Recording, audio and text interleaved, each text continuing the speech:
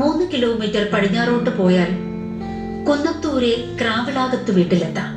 തിരുവിതാംകൂർ ചരിത്രത്തിൽ അവിസ്മരണീയ സ്ഥാനമലങ്കരിച്ച വലിയ ദിവാൻജി രാജാ കേശവദാസിന്റെ ഭവനമാണിത്.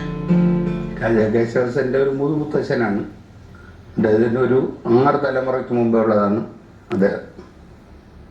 എൻ്റെ അപ്പൂപ്പൻ്റെ അമ്മാവനാണ് ദിവാൻ. അദ്ദേഹം ഈ കുടുംബത്തിൽ അധികം താമസിച്ചിട്ടില്ല. ഈ വീട് അദ്ദേഹത്തിൻ്റെ ഒരു സഹോദരിക്കും സഹോദരിയുടെ മകൾക്കും വേണ്ടി വച്ചു കൊടുത്തതാണ് ഇവിടെ. ഇനി ഇതുപോലൊരു വീട് കരിങ്കലിനടുത്ത് ഒരു വീടുണ്ട്, കളപ്പാറ വീട്. പിന്നെ തക്കരയ്ക്കടുത്ത് കക്കുറിച്ചിയിലൊരു വീടുണ്ട്. ഇങ്ങനെ 3 സഹോദരിമാർക്ക് 3 വീട് 3 സ്ഥലത്ത് വെച്ചു കൊടുത്തിട്ടുണ്ട്. ഇവിടെയാണ് ദിവാന്റെ അമ്മ താമസിച്ചിരുന്നത്, നയമ്പട് കാളിയമ്മ പിള്ള. പിന്നെ 10 വർഷകാലം അദ്ദേഹം ദിവാൻ എന്ന സ്ഥാനത്ത് ഒരിക്കൽ അദ്ദേഹത്തിന് ദിവാൻ സ്ഥാനം കിട്ടി. ഒരിക്കൽ രാജ എന്ന് പറഞ്ഞ ബഹുമതി മോണിസ്റ്റൻ പ്രഭുവിൻ്റെ കാലത്തോ മറ്റോ അനുവദിച്ചതാണ് രാജ. അങ്ങനെയാണ് രാജാ കേശവദാസ്. അപ്പോഴും പുള്ളി ആവശ്യപ്പെടുന്നു, എനിക്ക് രാജാവും മന്ത്രിയും ഒന്നും വേണ്ട, എനിക്ക് ദാസൻ വേണം. അങ്ങനെയാണ് രാജാ കേശവദാസനായത്. 10 വർഷകാലം അത് കണ്ടിന്യൂ ചെയ്തു. തിരുവിതാംകൂറിന്റെ നാനാമുഖമായ വികസന പ്രവർത്തനങ്ങളിൽ ബദ്ധശ്രദ്ധനായിരുന്ന കേശവൻ പിള്ള ദിവാൻജി കുളച്ചൽ, പൂവാർ, വിഴിഞ്ഞം മുതലായ പഴയകാല തുറമുഖങ്ങൾ പരിഷ്കരിച്ചു. പൂന്തുറയിലും ആലപ്പുഴയിലും പുതിയ തുറമുഖങ്ങൾ നിർമ്മിച്ചു. ബോംബെ, കച്ച്, സിഞ്ച് എന്നിവിടങ്ങളിൽ നിന്നും വ്യാപാരികളെ വരുത്തി. ആലപ്പുഴയെ വേമ്പനാട്ട് കായലുമായി തോടുകൾ വഴി ബന്ധിപ്പിച്ചു. കപ്പലുകൾ വാങ്ങി സമുദ്ര വ്യാപാരം വിപുലീകരിച്ചു. ഇത് 12 ആണ്. ദിവാൻ രാജാ കേശവദാസിന്റെ പഴയ കുടുംബമാണ്. 325 കൊല്ലം ഈ വീട്ടിന് പഴക്കമുണ്ട്. അദ്ദേഹം താമസിച്ചിരുന്ന വീടാണ് ഇത്. ഇന്നത് ബാക്കിയെല്ലാം പൊളിഞ്ഞ നശിച്ചു പോയതിന് ശേഷം ബാക്കിയുള്ളത് 4 കെട്ട് മാത്രം.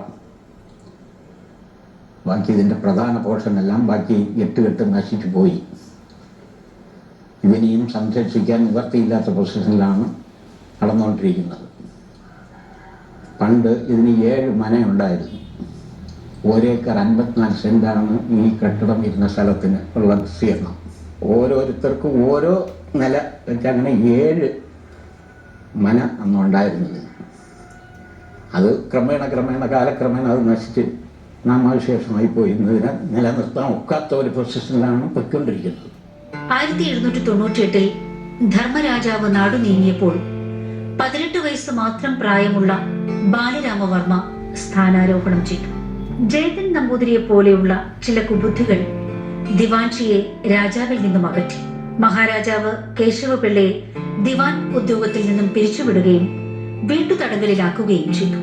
പിന്നെ ധർമ്മരാജാവ് മരിച്ചു. അവിടെ തന്നെ ഇദ്ദേഹത്തിൻ്റെ പേരിൽ മറ്റേ ഇതൊക്കെ ഉണ്ടാക്കി. പിന്നെ അധികം താമസിക്കാതെ 1 വർഷത്തിനകം തന്നെ ഇദ്ദേഹവും മരണപ്പെട്ടു. ഇദ്ദേഹത്തിന് പാലിൽ വിഷം ചേർത്ത് കൊടുത്തതാണെന്ന് പറയുന്നു. മറ്റൊരു വിഭാഗം പറയുന്നു ഇദ്ദേഹത്തിന് പത്മനാഭൻ്റെ ഉണ്ണിയപ്പം പ്രസാദത്തിൽ വിഷം ചേർത്ത് കൊടുത്തതെന്നും. മറ്റൊരു വിഭാഗം പറയുന്നു പാലിൽ കട്ടമെന്ന് പറഞ്ഞിട്ടൊരു പായസം, അതായത് വൈരം പൊടിച്ചിട്ട് കൊടുക്കുന്ന ഒരു പായസം കൊടുത്തു എന്നാണ് പറയുന്നത്.